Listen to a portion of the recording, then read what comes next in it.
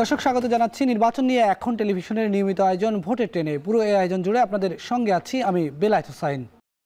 ভোটের ট্রেনের আজকের পর্বে আমরা কথা বলবো ভোটের বিজয় নিয়ে। তবে শুরুতেই জানতে চাই তারেক রহমানের ভোটারের প্রসঙ্গটি। আজকে নির্বাচন কমিশন সচিব জানিয়েছেন তারেক রহমান এখনও বাংলাদেশের ভোটার হননি। নির্বাচন কমিশন সচিব আক্তার আহমেদের বক্তব্যটি শুনে আসবো আমরা। ভোটার তালিকা অন্তর্ভুক্ত হননি 31শে অক্টোবরের আগেও যদি আপনি 18তে হয়ে থেকে থাকেন, কিন্তু আপনি তখনও হননি, কিন্তু পরবর্তীতে ধরেন নভেম্বরের 1 তারিখে হয়েছেন, কিন্তু যেহেতু আমাদের চেক আউট ডেটটা ছিল, কাট অফ ডেটটা ছিল 31 তারিখ পর্যন্ত, কাজে আপনাকে অন্তর্ভুক্ত করার সুযোগটা নেই, কেন ওখানে বন্ধ করতে হবে, কোনো না কোনো জায়গায় একটা সীমারেখা টানতেই হবে।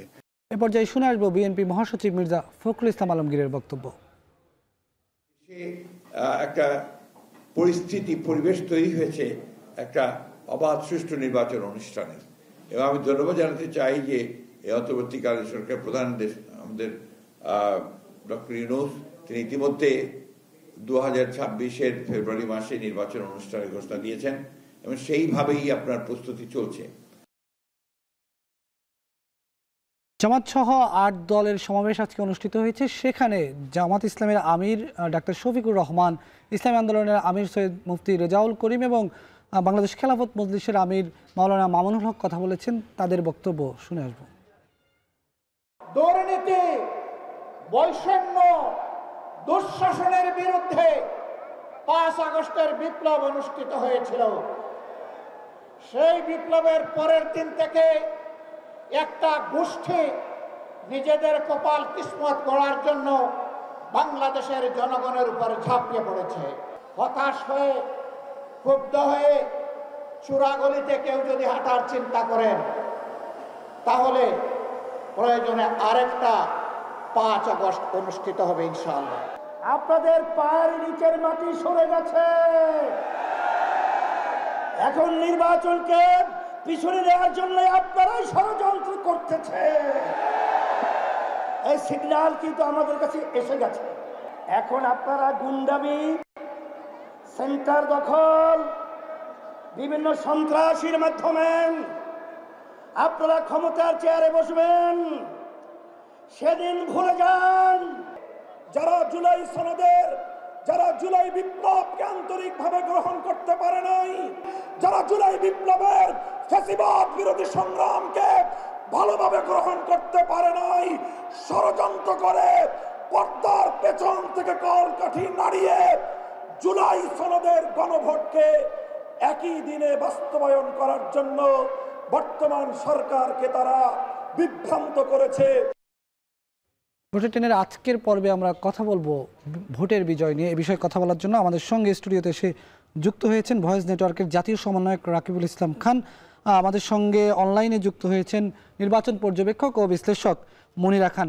আপনাদের দুজনকেই স্বাগত জানাচ্ছি আমাদের আজকের আলোচনায়। আজকে যেহেতু বিজয়ের মাস শুরু হয়েছে, সেজন্য আমরা আজকের পর্বের নাম দিয়েছি ভোটের বিজয়। আপনাদের দুজনকেই বিজয়ের মাসের শুরুতেই শুভেচ্ছা জানাচ্ছি। আলোচনা শুরু করব। শুরুতে একটু মনিরা আপার কাছে যাই। আপা, আপনি দীর্ঘদিন ধরে একেবারে খুব ক্লোজলি নির্বাচন পর্যবেক্ষণ করেন। সেক্ষেত্রে এই যে স্বাধীনতার পর থেকে আমাদের যতগুলো নির্বাচন অনুষ্ঠিত হয়েছে, আসলে এখন পর্যন্ত আমরা যদি নির্বাচনে যে প্রাতিষ্ঠানিকরণের কথা বলি, কোন জায়গায় এখনো আমাদের আসলে দুর্বলতা রয়ে গেছে, কোন জায়গায় সক্ষমতার অভাব রয়ে গেছে?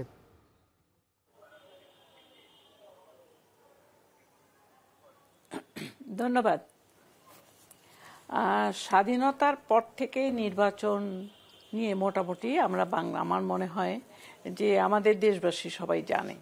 তো আমি একটা কথাই খালি বলবো যে যে নির্বাচনগুলি হয়েছে এ পর্যন্ত, তো যে জনগণের যে প্রত্যাশা ছিল সুষ্ঠু, অবাধ, নিরপেক্ষ একটা ক্রেডিবল ইলেকশনের, সেটা মোটামুটিভাবে আমাদের যে প্রত্যাশা ছিল সেটার প্রাপ্তি হয়নি, অনেকটা ফারাক সবসময় ছিল।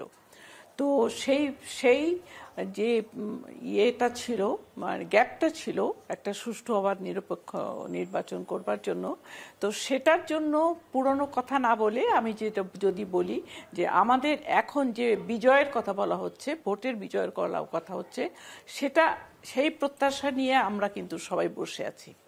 এখন আমি যদি পুরনো কথা বলি তাহলে এটাই বলবো যে আমাদের যে বিধিমালা ছিল নির্বাচন কমিশনের, সেটা কিন্তু একটা ভালো বিধিমালা ছিল। সেটা দিয়ে সব নির্বাচন কমিশনই একটা সুষ্ঠু অবাধ নিরপেক্ষ নির্বাচন করতে পারত যদি না সরকার এবং যাদের আন্ডারে নির্বাচন হচ্ছে তাদের সদিচ্ছাটা থাকতো।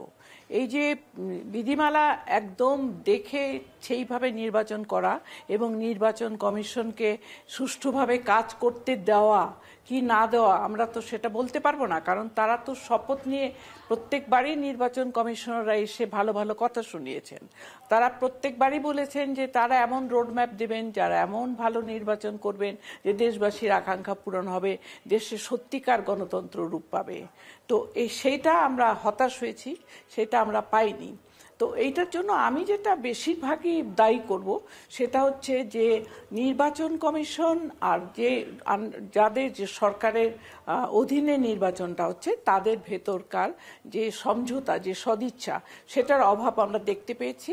এবং নির্বাচন কমিশন যে জিনিসগুলি নির্বাচনকে নষ্ট করে সেটা হচ্ছে প্রথমে হচ্ছে একটা ম্যানিপুলেশন, তারপরে হচ্ছে অর্থের প্রভাব, তারপরে হচ্ছে মানে মাসল পাওয়ার। তিনটা জিনিসই প্রত্যেকবার আমরা দেখেছি ইউজ হয়েছে। এই তিনটা জিনিস যদি বন্ধ না করা হয়, আগেও করা হয়নি বলে ভালো ইলেকশন আমরা দেখিনি। এখন আমরা আশা করে আছি এখনো যে নির্বাচনটা হবে সেই নির্বাচনটা, এই যে আমাদের নতুন যে নির্বাচন কমিশন গঠিত হয়েছে তিনিও আমাদের আস্থা দেখাচ্ছেন। তিনি বলছেন যে এমনকি সরকার অন্তর্বর্তীকালীন সরকার থেকেও বলা হচ্ছে যে দেশে এমন একটি সুন্দর নির্বাচন হবে যে এরকম সুন্দর নির্বাচন আর কোনোদিন হয়নি।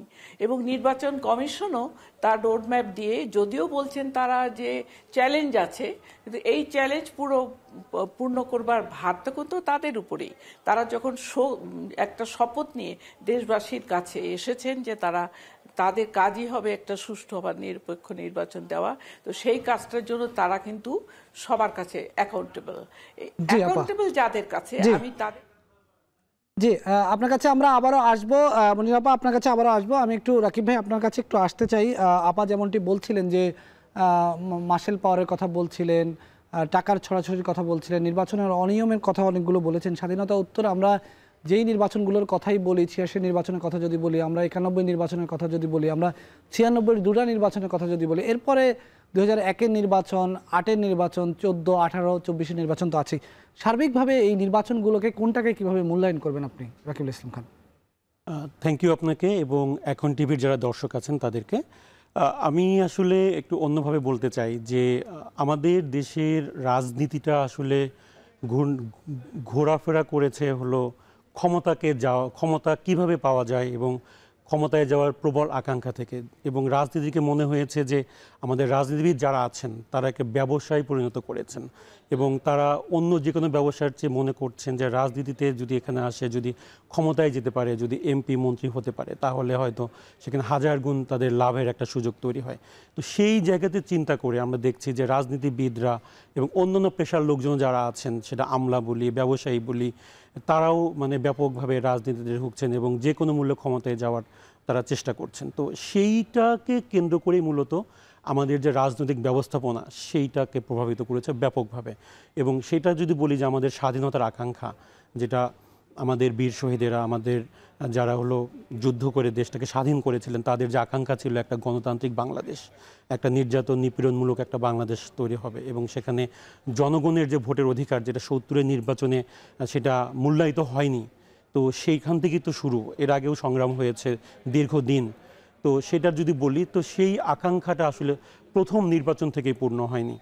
এবং যদি বলি যে প্রথম নির্বাচন, দ্বিতীয় নির্বাচন, তৃতীয়, চতুর্থ, পঞ্চম নির্বাচনে এসে আমাদের একটু সুযোগ তৈরি হয়েছিল আমাদের যে বিজয়ের আকাঙ্ক্ষা, আমাদের স্বাধীনতার যে আকাঙ্ক্ষা সেটা পূরণ করার, কিন্তু একটা পর্যায়ে আমরা আবারও পথ হারিয়ে ফেলেছি। সব মিলিয়ে আমি এটা বলবো যে আমাদের রাজনীতিবিদ যারা আছেন তারা জনগণের উপর আস্থা না রেখে, জনগণের ভোটের উপর আস্থা না রেখে, তারা তাদের আপা যেমনটি বলছিলেন যে মাসল পাওয়ার এবং তাদের যে কালো টাকা এবং তাদের যে অন্য যে তাদের এলিমেন্টসগুলো আছে সেগুলোকে ব্যবহার করার তীব্র আকাঙ্ক্ষা আমরা দেখেছি এবং যে কোনো মূল্যে রাজনীতিতে আসার তাদের আকাঙ্ক্ষা আমরা দেখেছি। RICL TMX, যুগের পর যুগ স্থাপনা থাকে মজবুত। VRM প্রযুক্তির RICL TMX। আমরা আলোচনা করছিলাম ভোটের বিজয় নিয়ে। আরেকবার একটু মনির আপার কাছে যাব। আপা, স্বাধীনতা পরবর্তী নির্বাচনগুলোর মূল্যায়ন তো বললেন, রাকিব ভাইও এখানে আছে, রাকিব ভাইও বললেন। আর এবার আপনার কাছে আসলে একটু জানতে চাই, নানা ধরনের কমিশন তো দেখেছেন, আজিজ কমিশন, নুরুল হুদা কমিশন, কাজী রকিব কমিশন, সর্বশেষ আওয়াল কমিশন, এখনও একটা কমিশন দেখছেন, এর আগে বিচারপতি আব্দুর রউফ কমিশন কিংবা বিচারপতি লতিফুর রহমান কমিশন। এই কমিশনার যারা নির্বাচন কমিশনের দায়িত্ব পালন করেছেন তাদের কাজের মূল্যায়নটা কিভাবে করবেন? বিশেষ করে একসময় বিচারপতিরা কমিশনের নেতৃত্ব দিয়েছে, এরপরে আমলারা নেতৃত্ব দিয়েছে, নানা রকম যে এই যে ওঠানামা হয়েছে, এই বিষয়গুলোকে কিভাবে দেখবেন আপা?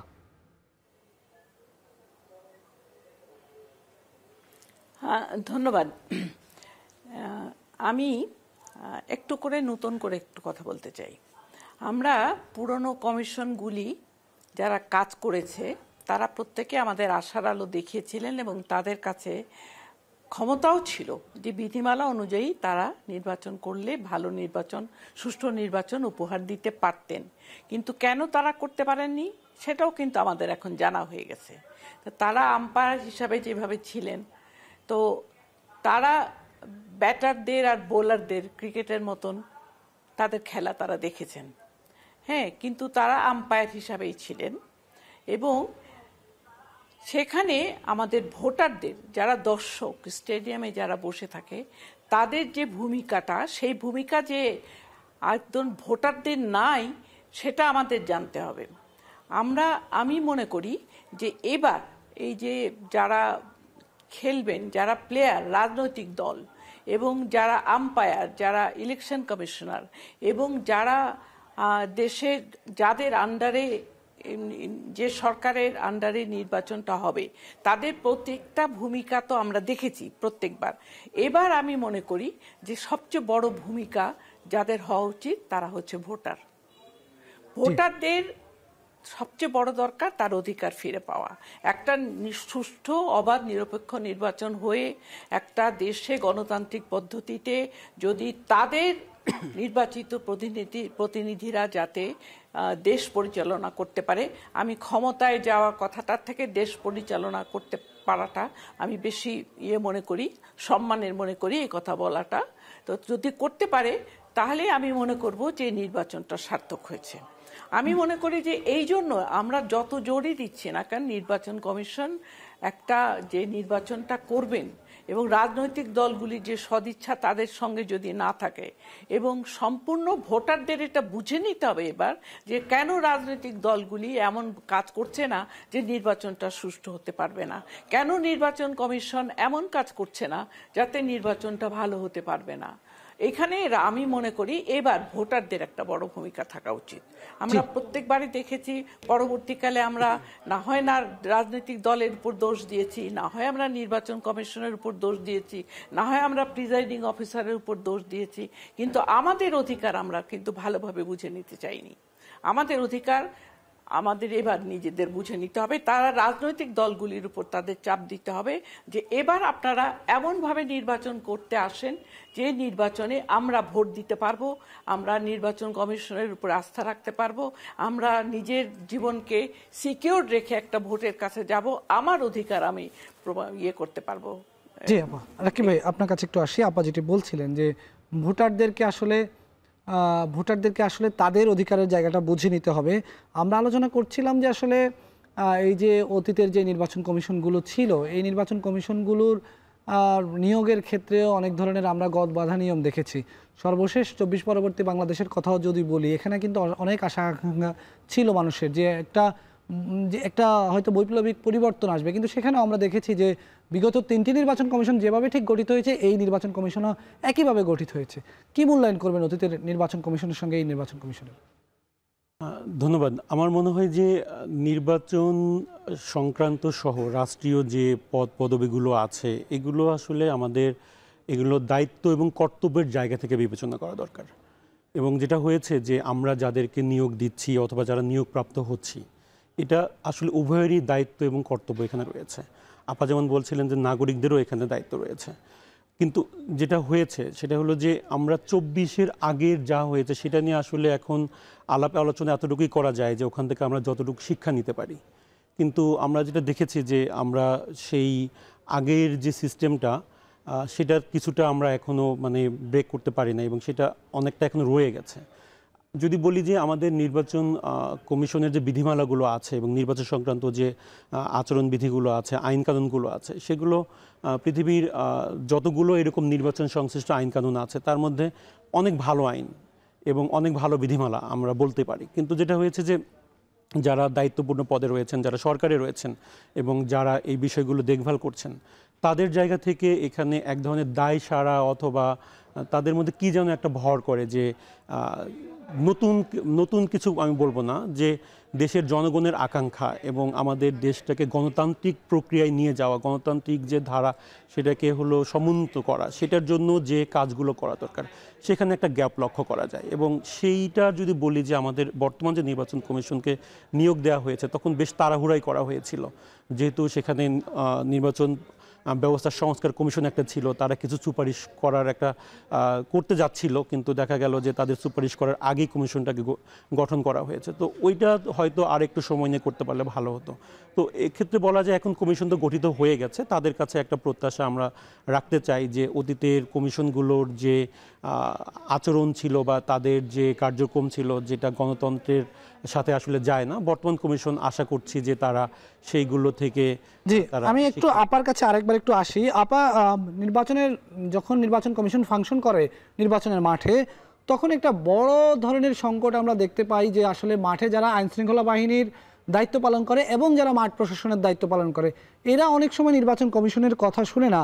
আমরা বলছি যে নির্বাচন কমিশন আইনি কাঠামোতে অনেক বেশি শক্তিশালী, কিন্তু এই শক্তিটা অনেক সময় মাঠ প্রশাসনের উপরেই প্রয়োগ করা যায় না। তাহলে কিভাবে আমরা এটাকে শক্তিশালী বলছি আপা?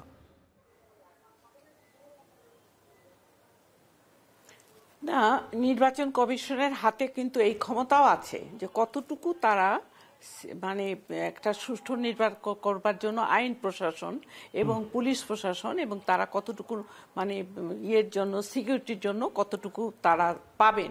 এবার তো আমি যতটুকু দেখছি যে আইন প্রশাসন এবং পুলিশ বলেন, আর্মি, এমনকি আর্মিদেরও বর্তমানেও আর্মিরা কিন্তু আছে ম্যাজিস্ট্রেসি ক্ষমতা নিয়ে। এখন যখন নির্বাচনের কাজ শুরু হবে তারা যদি আরেকটু অ্যাক্টিভ হন এবং তারা যদি আরেকটু বেশি করে নির্বাচন কমিশনের কাছে সহযোগিতা করেন তাদের সঙ্গে, আমার মনে হয় এইটাই এখন সবচেয়ে বড় দরকার হবে। আমাদের যারা ভোটার তারা যদি এটা দেখে যে আমি দেশে আইন অবস্থা, শৃঙ্খলা অবস্থা, এমন অবস্থা নেই যে আমি ভোট দিতে যেয়ে সুস্থভাবে আবার ফেরত আসতে পারবো, তাহলে কিন্তু ভোট দেবার প্রবণতাটা মানুষের ভিতরে কমে আসবে। তো সেই জন্য আমি মনে করি যে নির্বাচন কমিশনকে প্রথমেই সরকারের কাছে এই কথাটা বলে দিতে হবে যে আমি সম্পূর্ণরূপে সুরক্ষা চাই, আমার ভোটারদের সুরক্ষা চাই, আমার কর্মীদের সুরক্ষা চাই, আমার প্রশাসনে যারা আছে সুরক্ষা চাই, যারা পোলিং এজেন্ট থাকবেন তাদের সুরক্ষা চাই, এবং যারা ইলেকশন প্রিজাইডিং অফিসার থাকেন তাদের সুরক্ষা চাই, ইলেকশন অফিসারের সুরক্ষা চাই। তো এই জিনিসগুলি যদি তারা রোড ম্যাপ অনুযায়ী তারা সরকারের কাছে লিখিতভাবে দিয়ে যান যে আমি এই সুরক্ষার জন্য আমার জন্য কি কি আপনারা রেখেছেন, কোন কোন ভাবে আমি এদের সম্পূর্ণ সুরক্ষা দিতে পারবো, এবং তারা নিজেরাও প্রস্তাব দিতে পারবেন এবং সরকারের কাছে এটাও বলতে পারবেন যে আপনারাই যোগ্য, যতটুকু আপনারা সম্ভব আমাদের জানান, যেখানে যদি কোনো গ্যাপ থাকে আমরা আপনাদের কাছে আরো চাইব। আমরা আলোচনা করছিলাম ভোটের বিজয় নিয়ে। এ পর্বে একটু শুরুতে রাকিবুল ইসলাম খান আপনার কাছে একটু আসতে চাই। আমরা যে আলোচনায় ছিলাম নির্বাচন কমিশনের আইনি কাঠামো নিয়ে আমরা কথা বলেছিলাম। আইন তো আসলে ইটসেলফ এটা একটা শক্তিশালী একটা ব্যাপার, কিন্তু আইন যারা প্রয়োগ করবেন নির্বাচন কমিশন বা অন্যান্য সংস্থাগুলোর ক্ষেত্রে তাদের মধ্যে সমন্বয় কিংবা সম্মিলিত উদ্যোগের যে ব্যাপারটা সেটি আমরা কতটা বাস্তবতার সঙ্গে কতটা মিল পাই?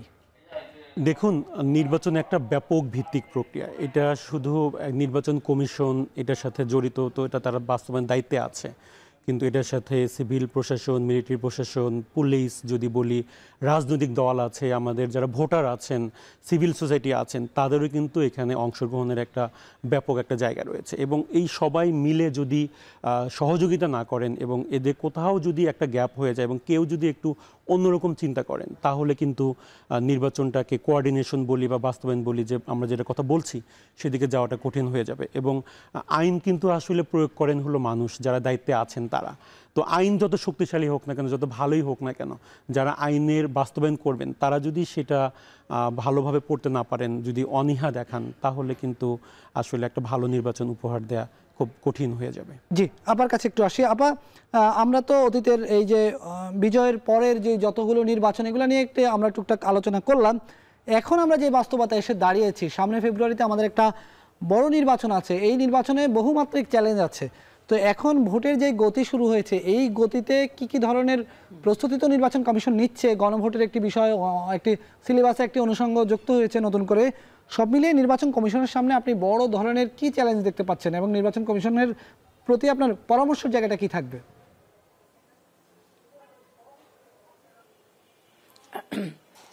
এটা তো বিজয়ের মাস, আমরা ভোটের বিজয়ের কথাই বলছি। একটু আগে উনি বললেন যে এই কথাটা সত্যি, যে এই বিজয় আনতে গেলে কিন্তু সমস্ত স্টেক হোল্ডারদের একটা সমন্বয় থাকতেই হবে, সেটা উনি আগে বললেন, আমিও অ্যাগ্রি করি।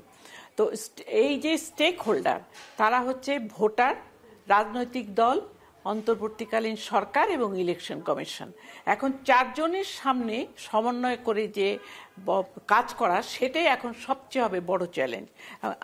আমি বিশেষ করে মনে করি এখন আমাদের সামনে সবচেয়ে বড় চ্যালেঞ্জ হলো রাজনৈতিক দলগুলির সদিচ্ছা। এখন তারা যদি সদিচ্ছার সঙ্গে গণতন্ত্রকে পুনর্গঠিত করবার জন্য গণতন্ত্রকে, দেখেন আমি যেটা বলি যে ইলেকশন এটা এখন আর কোনো চয়েস না, এখন এবার আমাদের একদম মাস্ট একটা সুষ্ঠু, অবাধ, নিরপেক্ষ নির্বাচন আমাদের হতেই হবে আমাদের সামনে। কারণ এই জন্যই স্টেক হোল্ডারগুলিকে সবচেয়ে প্রথমে সদিচ্ছার প্রকার দেখাতে হবে। তারা এমন কিছু করবেন না, তাদের দায়িত্ববোধ থেকে আমরা আশা করব, ভোটাররা আমরা আশা করব যে তারা এমন সব কার্যক্রমের ভেতরে যাবেন না যেটা নেগেটিভ প্রভাব পড়বে নির্বাচনের উপরে। আমি অনেকবার আমরা ভোটাররা রাজনৈতিক দলগুলির কারণেই কিন্তু দেশে নির্বাচন, আমরা গণতন্ত্র থেকে দূরে সরে গেছি, এটা আমাদের এটা স্বীকার করতেই হবে। প্রত্যেকের রাজনৈতিক দলগুলির কার্যক্রমের জন্য, নিজেদের দ্বন্দ্ব, নিজেদের ক্ষমতায় চলে যাওয়ার জন্য তারা এমন কিছু কাজ করেছেন যে আমাদের গণতন্ত্র চলে যেয়ে অন্যরকম শক্তি আমাদের ভেতরে প্রবেশ করেছে, আমাদের গণতন্ত্রকে নষ্ট করে দিয়েছে। এবার কোনো রকমে আমরা সেটা চাই না। ভোটাররা যেন কিছুতেই আর এই রাজনৈতিক দলগুলির কাছে না হয়ে যান, মানে তাদের যে ইচ্ছা, যে প্রাপ্তির যে প্রত্যাশার যে প্রাপ্তি, সেটার থেকে তারা যেন এমন কাজ না করেন যে এবারও আবার সেটা নষ্ট না হয়ে যায়।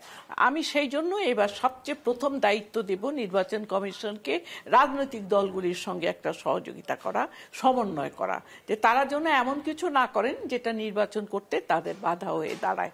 তো এই জিনিসটাই যদি দেখা হয়, তাহলে আমার মনে হয় যে নির্বাচনে আমাদের বিজয় আসবেই। আর আমি তো ভোটারদের হয়ে আমি বলছি, ভোটাররা একদম রেডি, তারা একদমই চাচ্ছে যে যত তাড়াতাড়ি সম্ভব একটা সুষ্ঠু, অবাধ, নিরপেক্ষ নির্বাচন হোক, দেশে গণতন্ত্র ফিরে আসুক। আমরা আমাদের প্রতিনিধি দ্বারা দেশকে পরিচালনা করতে চাই। আমরা অন্তর্বর্তী সরকার কিংবা অন্য কোনো সরকার, যে সরকারে গণতন্ত্রে বিশ্বাস করে না, এমন কোনো সরকার আমরা আর চাই না। তো এইটার জন্য দরকার হবে সদিচ্ছা। এই চারটা স্টেক হোল্ডারের সদিচ্ছা যদি থাকে, আমি শিওর এই বিজয়ের মাসে যে আমরা আবার ভোটেরও বিজয় পাবো। জি, আমি শেষ প্রশ্নটি করতে চাই রাকিবুল ইসলাম খান আপনাকে, যেটি আপনি বললেন যে যেই চারটা স্টেক হোল্ডারের যদি সমন্বয় থাকে তাহলে নির্বাচনের বিজয় আসবেই। এই যে সামনে বিজয়ের মাস শুরু হলো, এই মাসেই ভোটের তফসিল ঘোষণা করা হবে, যতটুকু নির্বাচন কমিশন এখন পর্যন্ত যে প্রস্তুতি আছে আমাদেরকে যেটা জানিয়েছে। এই যে তফসিল ঘোষণা থেকে ভোটটা একেবারে শেষ করা পর্যন্ত এই পথটাকে কিভাবে দেখছেন? নির্বাচন কমিশনের এই যে পদক্রম, এখন তো চূড়ান্ত একটি পথে নির্বাচন কমিশন পা দিতে চাচ্ছে, এই পথটা নির্বাচন কমিশনের জন্য কতটা কঠিন হয়ে উঠতে পারে? আমি মনে করি যে এখনো পর্যন্ত নির্বাচন কমিশন যেভাবে আগাচ্ছে সবকিছু ভালোভাবেই আগাচ্ছে, এবং যেভাবে তারা প্রত্যাশা করেছে যে আগামী সপ্তাহে বা তার পরের সপ্তাহের দিকে হলো তফসিল ঘোষণা করবেন। কিন্তু এখানেও আমি এটা বলতে চাই যে আমাদের ভোটাররা কিন্তু মুখিয়ে আছে ভোট দেওয়ার জন্য। প্রায় আমার বয়সী যারা প্রায় সবাই এ পর্যন্ত ভোট দিতে পারে নাই। ফলে ভোট যখন শুরু হবে তারা কিন্তু মানে হুমড়ি খেয়ে পড়বে ভোট কেন্দ্রগুলোতে, আমরা আশাবাদী। কিন্তু একটা চ্যালেঞ্জ দেখেন যে এখন যে গণভোট এবং হলো জাতীয় নির্বাচন একসাথে হতে যাচ্ছে। আমি যেটা দেখলাম যে প্রতি 500 পুরুষ ভোটারের জন্য মাত্র একটা বুথ এবং প্রতি 600 নারী ভোটারের জন্য মাত্র একটা পোলিং বুথ রয়েছে। এখন সেখানে যদি আমি কাউন্ট করে দেখেছি যে 48 সেকেন্ড পাবে একটা ভোট দেওয়ার জন্য একজন, যদি 100% ভোটার উপস্থিত হয়। যদি 60% ভোটার উপস্থিত হয় তাহলে 1 মিনিট 20 সেকেন্ডের মতো সম্ভবত তারা ভোট দেওয়ার জন্য পাবে। তাহলে ভোটাররাও যদি ভোট কেন্দ্রে চলে আসে, লাইন ধরে, তারা কিন্তু সবাই ভোট দিতে পারবে না। তো সেক্ষেত্রে এই মুহূর্তে যেটা একটা বড় চ্যালেঞ্জ হতে পারে যে ভোট কেন্দ্রের সংখ্যা, পোলিং বুথের সংখ্যা এগুলো বাড়ানো দরকার এবং ভোট কেন্দ্রের যে ব্যবস্থাপনা সেটাকে আরও একটু শক্তিশালী করা দরকার। একই সাথে আমি বলতে চাই যে আমাদের রাজনৈতিক যে দলগুলো রয়েছে তাদের সদিচ্ছার তো অবশ্যই দরকার আছে, একই সাথে তাদের মধ্যে দ্রুত সংলাপে বসা জরুরি এবং তাদেরকে একটা জায়গায় নিয়ে আসা দরকার যাতে করে রাজনৈতিক দলগুলো নির্বাচন আয়োজনের ব্যাপারে সবচেয়ে বেশি সহযোগিতা করে। আমার মনে হয় যে ভোটাররা তো আসবেন এবং রাজনৈতিক দলগুলোর এখানে ভূমিকাটা বেশি গুরুত্বপূর্ণ। একই সাথে আমি বলতে চাই যে আমাদের যারা ফিল্ড প্রশাসন রয়েছেন, যেহেতু ডিসি এবং ইওনো যারা আছেন তারা নির্বাচনের বড় ভূমিকা পালন করবেন, যারা পুলিশ প্রশাসন রয়েছেন তারা বড় ভূমিকা পালন করবেন।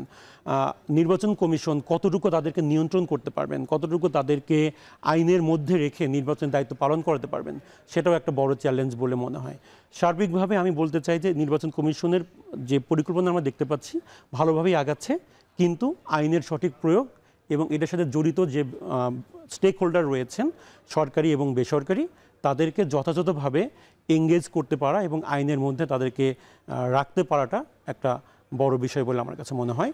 এবং সেটা যদি করতে পারি অবশ্যই আমরা এই বিজয়ের মাসে যে তফসিল ঘোষণা হতে চলেছে, আগামী নির্বাচনও বাংলাদেশের জনগণের জন্য, যারা আমরা নাগরিক আছি তাদের জন্য বড় বিজয় নিয়ে আসবে বলে আমি বিশ্বাস করি। আমরা সেই প্রত্যাশাই করি। অনেক ধন্যবাদ আপনাদের দুজনকে আমাদের সঙ্গে আজকের আলোচনায় যোগ দেওয়ার জন্য। দর্শক, এই ছিল আমাদের আজকের ভোটের ট্রেনের আয়োজন।